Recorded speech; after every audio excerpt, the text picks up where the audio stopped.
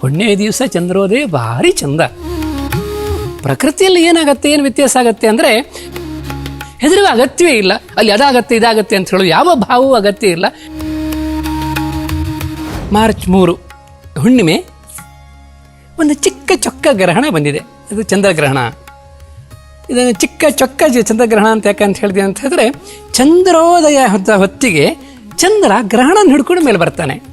ಎಷ್ಟು ಬರೇ 9 ನಿಮಿಷ.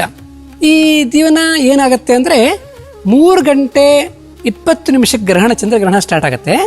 4 ಗಂಟೆ 34 ನಿಮಿಷಕ್ಕೆ ಖಗ್ರಾಸ ಆಗತ್ತೆ. ನಂತರ ಹಗಲು ಅಂದರೆ ನಮ್ಗೆ ಕಾಣೋದಿಲ್ಲ. ನಂತರ 5 ಗಂಟೆ 32 ನಿಮಿಷಕ್ಕೆ ಗ್ರಹಣ ಮುಗಿಯುತ್ತೆ. ಈ ಖಗ್ರಾಸದ ಆ ಕಡೆ ಈ ಕಡೆ ನಾವು ಪಾರ್ಷಿಯಲ್ ಲೂನಾರ್ ಎಕ್ಲಿಪ್ಸ್ ಅಂತ ಹೇಳ್ತೇವೆ, ಅಂದರೆ ಪಾರ್ಶ್ವ ಚಂದ್ರಗ್ರಹಣ. ಹಾಗೆ ಪಾರ್ಶ್ವ ಚಂದ್ರಗ್ರಹಣ 5 ಗಂಟೆ 32 ನಿಮಿಷದಿಂದ 6 ಗಂಟೆ 47 ನಿಮಿಷದವರೆಗೆ ಇದೆ. ಚಂದ್ರ ಈ ಹುಣ್ಣಿಮೆ ದಿವಸ ಚಂದ್ರೋದಯ 6 ಗಂಟೆ 38 ನಿಮಿಷಕ್ಕೆ.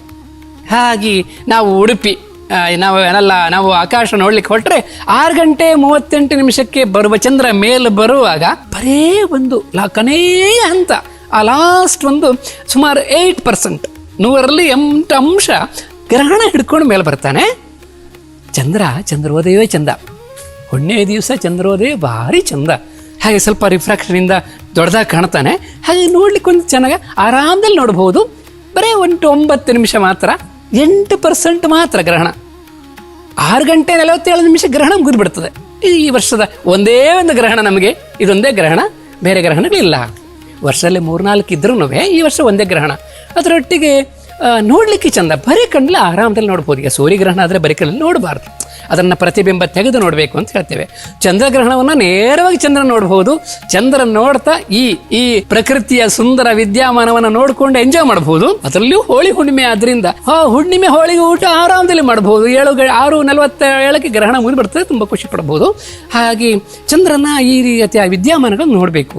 ಪ್ರಕೃತಿಯಲ್ಲಿ ಏನಾಗುತ್ತೆ, ಏನು ವ್ಯತ್ಯಾಸ ಆಗುತ್ತೆ ಅಂದರೆ ಈ ಗುರುತ್ವ ವ್ಯತ್ಯಾಸ ಇರುತ್ತಲ್ಲ. ಈಗ ಚಂದ್ರಗ್ರಹಣ ಅಂದರೆ ಸೂರ್ಯ, ಭೂಮಿ, ಚಂದ್ರರು ಒಂದು ರೀತಿ ಸರಳ ರೇಖೆಯಲ್ಲಿ ಬರುವಂಥ ವಿದ್ಯಮಾನ. ಆದ್ದರಿಂದ ನಮ್ಮ ಭೂಮಿಯ ಮೇಲ್ಪದರದ ಈ ಸಮುದ್ರದ ನೀರಿಗೆ ಸ್ವಲ್ಪ ಗುರುತ್ವ ವ್ಯತ್ಯಾಸ ಆಗಿಬಿಟ್ಟು ತೆರೆಗಳು ಬರ್ತಾವಲ್ಲ, ತೆರೆಗಳಲ್ಲಿ ಒಂದು ಸ್ವಲ್ಪ ಹೆಚ್ಚು ಕಡಿಮೆ ನಮ್ಮ ಫಿಶರ್ ಮ್ಯಾನ್ಗೆಲ್ಲ ಗೊತ್ತುಂಟು. ಅದು ಹೆಚ್ಚು ಕಡಿಮೆ ಆಗುತ್ತೆ. 1 ಫೀಟ್ ಹೆಚ್ಚಾಗಬಹುದು. ಈ ಗ್ರಹಣದ ದಿವಸವೂ ಆಗ್ಬೋದು.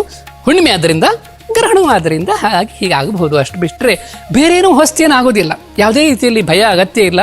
ಅಲ್ಲಿ ಹೊಸತೇನು ಆಗೋದಿಲ್ಲ. ಇದು ಶತಮಾನಗಳಿಂದ ಆರ್ಯಭಟ, ವರಾಹ ಮಿಹಿರ ಎಲ್ಲರೂ ಹೇಳಿದಂಥ ವಿಚಾರ ನಮಗೆಲ್ಲೂ ಗೊತ್ತು. ಗ್ರಹಣ ಕಾಲದಲ್ಲಿ ಹೊಸತೇನೂ ಆಗೋದಿಲ್ಲ. ಹೆದರುವ ಅಗತ್ಯವೇ ಇಲ್ಲ. ಅಲ್ಲಿ ಅದಾಗತ್ತೆ ಇದಾಗತ್ತೆ ಅಂತ ಹೇಳೋದು ಯಾವ ಭಾವವೂ ಅಗತ್ಯ ಇಲ್ಲ. ಪ್ರಕೃತಿಯನ್ನು ನೋಡಿ ಖುಷಿ ಪಡಬೇಕು, ಪ್ರಕೃತಿಯನ್ನು ನಾವು ನೋಡಿ ಸವಿಬೇಕು. ಆ ದೃಷ್ಟಿಯಲ್ಲಿ ಗ್ರಹಣ ತುಂಬ ಸುಂದರವಾದ ಗ್ರಹಣ, ಆದರೆ ಚಿಕ್ಕ ಚಕ್ಕ ಗ್ರಹಣ. ಹಾಗೆ ನಾವು ಬರೇ ಕಣ್ಣಿಲ್ಲ ಆರಾಮದಲ್ಲಿ ನೋಡ್ಬೋದು. ದೂರದರ್ಶಕ ಇದರಂತೂ ಇಮೇಜ್ ಪಡ್ಕೊಳ್ಳಿಕ್ಕೆ ಸಾಧ್ಯ ಆಗತ್ತೆ. ಪ್ರಯತ್ನ ಪಡಬಹುದು, ನೋಡಿ ಆನಂದಿಸ್ಬೇಕಷ್ಟೇ. ನಮಸ್ಕಾರ.